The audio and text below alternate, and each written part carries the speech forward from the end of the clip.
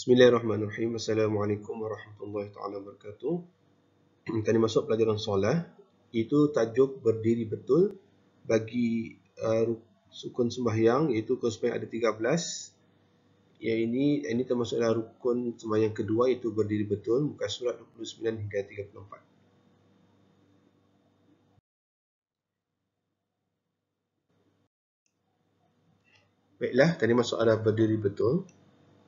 Yang pertama, berdiri betul ialah orang yang hendak sembahyang mampu berdiri betul. Ini dapat berdiri ketika sembahyang fardu dengan cara meluruskan tulang belakangnya walaupun dengan bersandar ke dinding. Okey, berdiri tegaklah tu. Jika sekiranya ia membongkok sekira-kira tapak tangannya boleh menyentuh lututnya tanpa uzur, maka tidak sah sembahyangnya. Artinya kalau membongkok sehingga tangan itu boleh mencapai ke bahagian lutut, maka sembahyang tidak sah kalau disengajakan. Kalau ada uzur. Uzurnya maksudnya sakit. Yang kedua, jika ia tidak mampu berdiri betul, kalau ia tidak mampu berdiri betul atau bongkok belakang kerana sakit atau tua, okay, sakit Jadi ada sebab kenapa ia tidak berdiri betul, sebab dia sakit atau tua. Wajib ia berdiri mengikut keupayaannya. Wajib ia berdiri ikut kemampuannya saja. Dan hendaklah ia tunduk lebih rendah ketika rokok jika ia terdaya. Okay? Kalau ia mampu orang berdiri tu tegak tapi sanggup bongkok saja, artinya kalau ia rokok turunkan sedikit. Situ.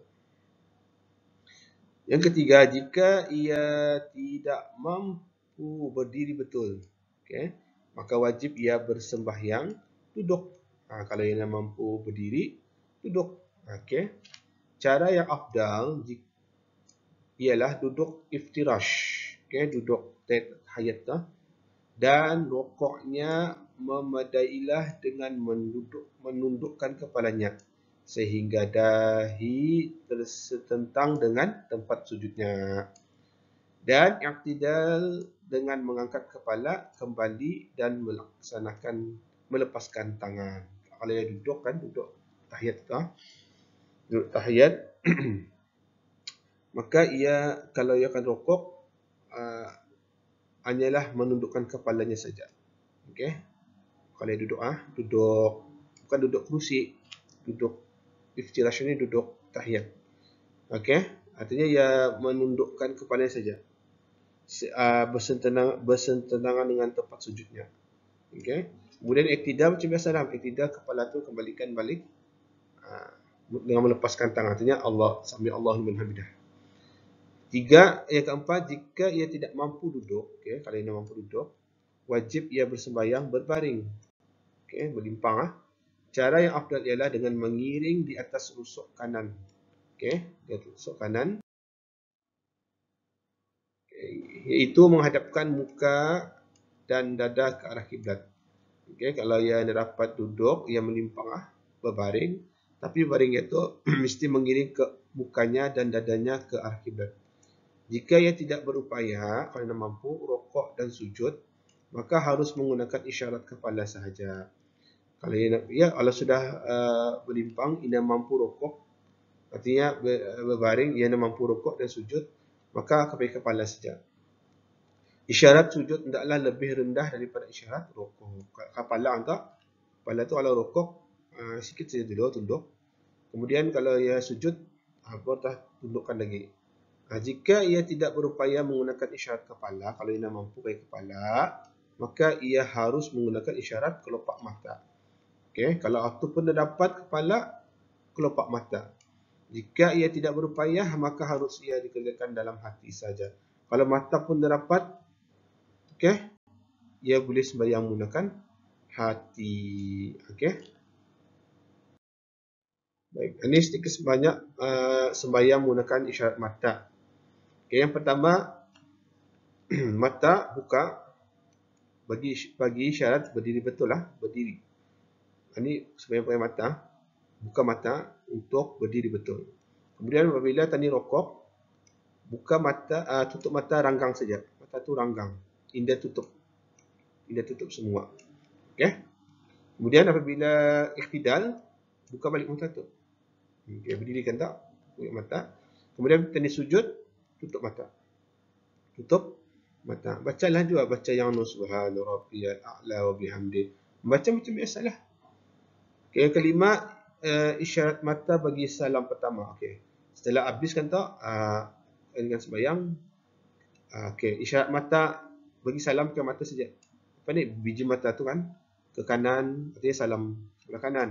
Lepas tu ke kiri, artinya salam ke kiri. Okey? Tapi bacaan sama macam sembahyang biasa. Bacaan masih sama. Okey? Kecuali perbuatan sembahyang saja. Kalau anda mampu berdiri, duduk. Kalau anda mampu duduk, berbaring, etc. Kalau anda mampu berbaring, pakai kepala. Anda mampu kepala, pakai mata. Kalau anda pakai mata, ataupun dia pakai hati. Tapi bacaan sembahyang tetap sama.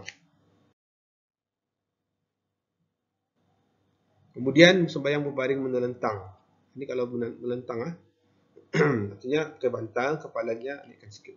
Berbaring menghadapkan muka dada ke arah kiblat. Mula pastikan tempat position dari letak menghadap kiblat. Okey, kiblat di sini. Okey. Kemudian tadi berniat berserta takbiratul ihram. Okey, berniat berserta ihram berlimpang kan. Okey. Kemudian membaca surah Fatihah macam biasa dan membaca surah. Bacalah. Kemudian yang keempat, rukuk. Okey, rukuk kepala ditundukkan sedikit saja sebagai isyarat rukuk, sedikit saja. Lepas tu kemudian iktidal, kembalikan balik kepala tu pada asal. Kemudian sujud, tundukkan lagi sedikit, tundukkan daripada lebih tunduk daripada rukuk. Kemudian tangan tadi berada, apabila tadi duduk antara sujud, tangan tadi berada di mana ni? Pada lutut baca. Kemudian tadi membaca tahiyat awal, akhir kurang lebih sama. Kemudian memberi salam kepala ke kanan dan ke kiri. Macam itulah cara sembahyang menelentang. Disambung, orang yang di atas atau dalam kenderaan wajib menunaikan sembahyang dengan cara berdiri betul. Kalau ia di bas ke apa ni. Tetapi jika ia tidak berupaya berdiri, dapat berdiri kerana sakit atau uzur, ingat ya, sakit atau uzur seperti pening, takut bertambah sakit, takut jatuh dari kenderaan, takut rebah kerana goncangan yang kuat, tidak ada tempat sembahyang, tu Ini ia punya sebab Okey, maka wajib ia menunaikan sembahyang seperti orang sakit mengikut kadar yang terdaya olehnya. Ikut kemampuannya lah sembahyang tu. Kalau ia duduk, sembahyang duduk.